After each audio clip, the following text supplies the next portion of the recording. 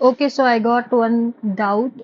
शिवानंद से मुझे एक डाउट मिला था रिगार्डिंग हिज प्रिपरेशन कि ही स्टडिंग फ्रॉम 30 डेज, मतलब 30 डेज सीरीज फॉलो कर रहा होगा मे बी, एंड इसके वजह से ही is trying to prepare for the drug inspector examination.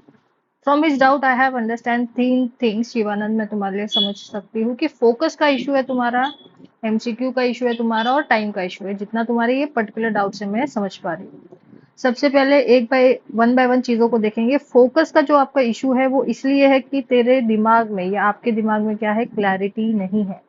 जब तक दिमाग को क्लैरिटी नहीं मिलेगी आपका दिमाग फोकस नहीं कर पाएगा। क्लैरिटी किस चीज की? क्लैरिटी रिसोर्सेस की। आप कौन से रिसोर्सेस फॉलो कर रहे हो और उस पर आपको ट्रस्ट होना बहुत ज्यादा जरूरी है। ट्रस्ट नहीं होगा तब तक क्लैरिटी नहीं मिलेगी, तब तक फोकस नहीं आएगा। ठीक है, तो आपको पहली तो चीज करनी है कि आप जो भी रिसोर्सेस फॉलो कर रहे हो उस पर पहले तो फेथ रखो कि मैं जो फॉलो कर रहा हूँ उतना ही करूंगा। उसके अलावा अगर मुझे जरूरत पड़ी तो मैं एक्स्ट्रा इंटरनेट सर्च कर लूंगा, लेकिन मेरा जो सोर्स है वो बेस्ट है।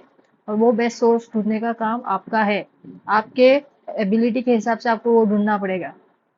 दूसरी चीज, बात रही एमसीक्यू की, तो एमसीक्यू की कोई भी कमी नहीं है। जीडीसी के आप प्लेटफॉर्म पे देखोगे, जहाँ पे यू नो मी देयर, उस पे बहुत सारे ढेर सारे एमसीक्यूज एवरी डे अवेलेबल होते हैं। आपको पता है फ्री इनिशिएटिव जो कि चलते रहते हैं जीडीसी पे, वहां पे भी अवेलेबल होते हैं। इसके अलावा बुक्स है, वहां पे भी आपको सारे एमसीक्यू मिलेंगे। तो एमसीक्यू की कमी है ही नहीं, बस आपको ढूंढने की जरूरत है।